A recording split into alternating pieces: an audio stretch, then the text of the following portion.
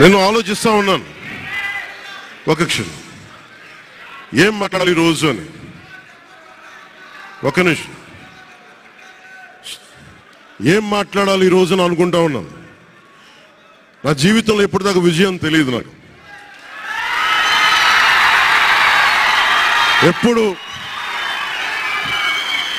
ఎప్పుడు ఒకే ఒకసారి సినిమాల్లో ఉన్నప్పుడు తొలి ప్రేమ అనే విజయం చూశాను.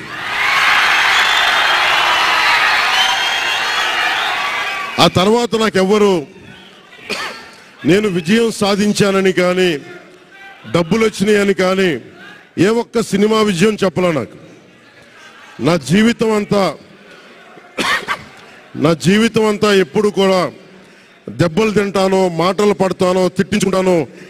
నేను ఎంత ఎదిగా నాకే తెలియదు. మీ గుండెల్లో ఈ రోజు నన్ను తీసుకొచ్చి 21 గెలిచే వరకు నాకే తెలియదు.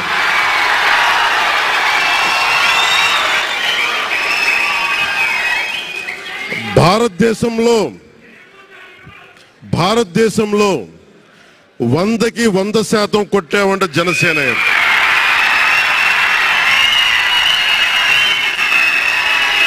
నూటికి 100. ఇది ఎందుకు ఈ విజయం జనసేన లేదంటే జన సైనికుల్లో, వీర మహిళల్లో జనసేన నాయకులది కాదు, కేవలం వారిదే కాదు, 5 కోట్ల మంది ప్రజల ఆకాంక్షదే.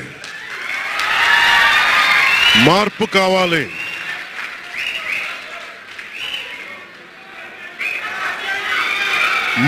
కావాలి. పాలన మారాలి. ఇవన్నీ చాలా మంది కోట్లాది మంది ప్రజల ఆకాంక్ష. ఈరోజు ప్రజల తీర్పు. బాబు మీరిద్దరు కూర్చోవాలమ్మా, దయచేసి. నువ్వు పక్కకు వచ్చామ్మా, నువ్వు పక్కకు రా. నువ్వు కొంచెం ముందుకన్నారా, మీరు కొంచెం ముందుకు రండి అమ్మా, మీ ఒక అడుగులు ముందుకు రండి. మీరు కూర్చొని ఇబ్బంది పడతాను, దయచేసి కూర్చో.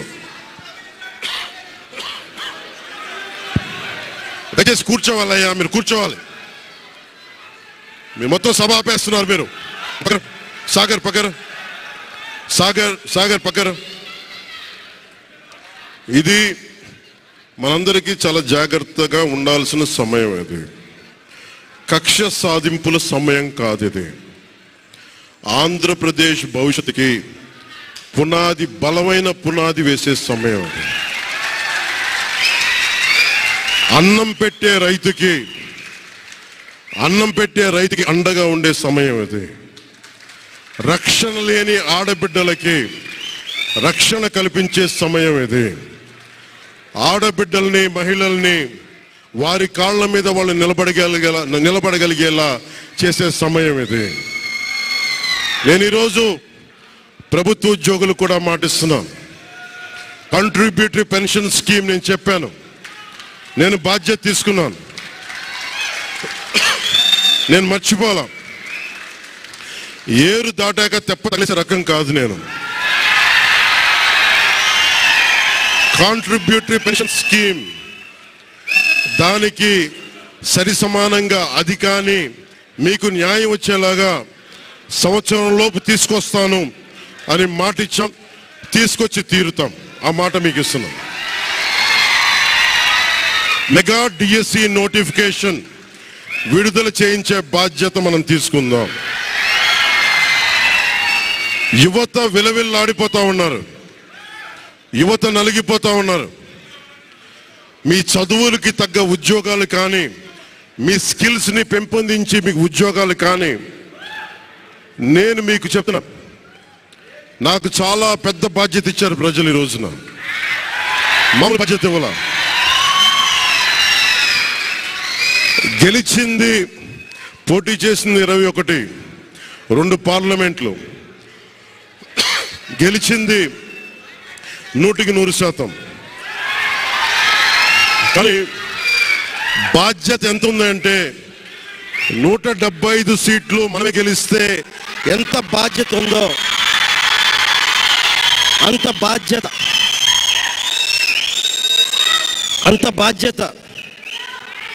బాధ్యతతో మేము పనిచేస్తాం. యువత నలిగిపోయారు, నేను మర్చిపోలేదు. ఆడబిడ్డలు ఇబ్బంది పడిపోయారు, మేము మర్చిపోలా. సగటు మధ్యతరగతి మనుషులు నలిగిపోయారు. రోడ్లు వెయ్యలా, గుంతలు వేశారు, అరాచకం చేశారు. అవన్నీ శాంతి భద్రతలు చాలా చాలా బలంగా ఉంటాయి, మీకు నేను మాటిస్తున్నాను. అతి తక్కువ వ్యవస్థల్లో రాజకీయ ప్రమేయం చాలా తక్కువ ఉండేలాగా, అధికారుల్ని వారి పని చేసుకునేలాగా ఈ ప్రభుత్వం ఉంటుంది, కూటమి ప్రభుత్వం ఉంటుంది. రైతుకి కష్టం వస్తే హక్కును చేర్చుకునే ప్రభుత్వం తప్ప తిరస్కారంగా చిన్నచూపు చేసే ప్రభుత్వం అవ్వదు మనకి ఈ కూటమి ప్రభుత్వం.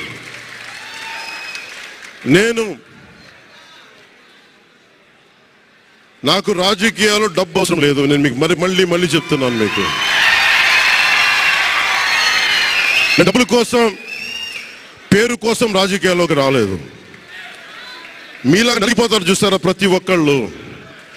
సగటు మనిషి మాకు ఎవడు ఉండేంటి, నా కులం లేదు, మతం లేదు, నా కష్టాన్ని ఎవరు చూడరేంటని ప్రతి ఊర్లో ఉండే ఒక సగటు మనిషి అనుకుంటాడు. ఆ మనిషి కష్టాలు నేను చూసిన వాడిని. ఆ మనిషికి భుజం కాయడానికి నేను వచ్చాను రాజకీయాల్లో.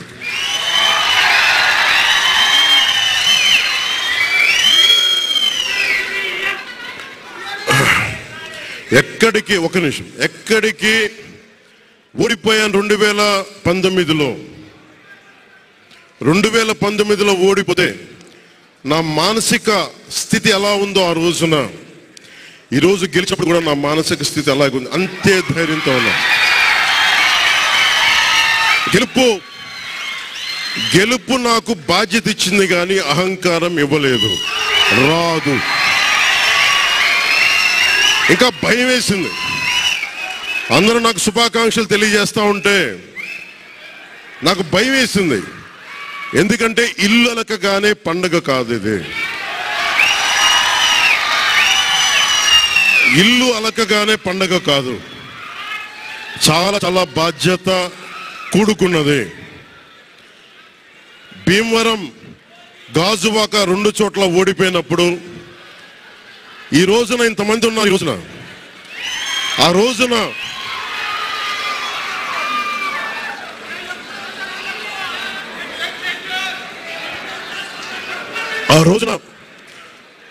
నా పక్కన నన్ను నమ్ముకున్న కొద్దిమంది తప్ప, కానీ నాకు ఒకటే అనిపించింది, నేను పరాజయం చూసి భయపడను, ఓటమి చూసి భయపడను. ఓటమి నాకు బలం ఇస్తుంది, ఓటమి నాకు ఉత్సాహం ఇస్తుంది అనుకున్నాను. దేనికంటే నేను ఒకటే నమ్మాను. చిన్నప్పుడు తిరుపతిలో యోగా నేర్చుకుంటున్నప్పుడు ఒకటే నమ్మాను, ధర్మో రక్షితి రక్షిత అని. నువ్వు ధర్మాన్ని నమ్మితే ధర్మం రక్షిస్తుంది అని.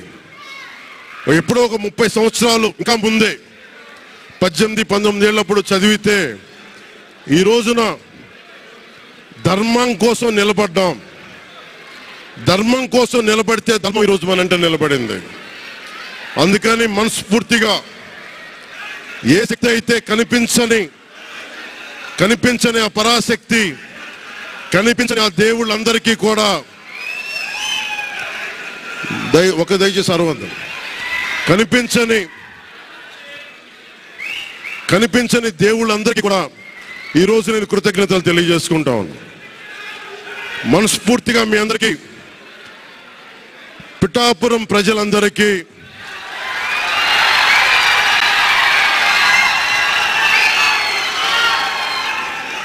మీరు పిఠాపురం పురజనులకి, పెద్దలకి, ఆడపడుచులకి, అక్క చెల్లెలకి, యువతులకి, కథం తొక్కిన యువతకి, కథం తొక్కిన జన సైనికులకి, జనసేన నాయకులకి, తెలుగుదేశం నాయకులకి, తెలుగుదేశం శ్రేణులకి,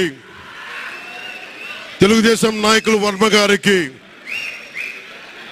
వారందరికీ కూడా నా ప్రత్యేక కృతజ్ఞతలు తెలియజేసుకుంటా ఉన్నా. మీరు పిఠాపురంలో పవన్ కళ్యాణ్ గెలిపించలేదు, కేవలం పిఠాపురం ప్రజలు పవన్ కళ్యాణ్ ఒక్కడిని గెలిపించలేదు, 5 కోట్ల మంది ప్రజల్ని గెలిపించారు మీరు.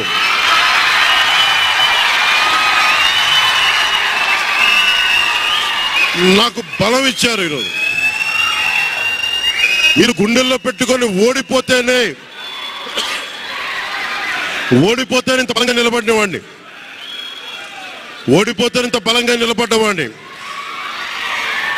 మా ఇంత గెలిపించి కాదు మీరు ఇచ్చింది, చిన్నపాటి జయం ఇవ్వాల, ఆకాశం అంత విజయం ఇచ్చారు మీరు మాకు మా కూటమి ప్రభుత్వానికి. ఇది గుండెల్లో పెట్టుకుంటాం, నిలబడతాం, నిర్మాణాత్మకంగా పనిచేస్తాం. మీ కష్టాలలో మీ ఇంట్లో ఒకటిలాగా నేను ఉంటాను, మీ అందరికీ మాటిస్తున్నాను.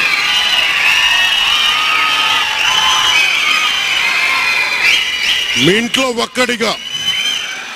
ఒకటే గుర్తుపెట్టుకోండి, మా ఇంట్లో మా కుటుంబ సభ్యుడు నాకు కులాలకి మతాలకి ప్రాంతాలకి అతీతంగా ప్రతి ఒక్కరూ ఆలోచించాల్సింది, మా ఇంట్లో కుటుంబ సభ్యుడు పవన్ కళ్యాణ్.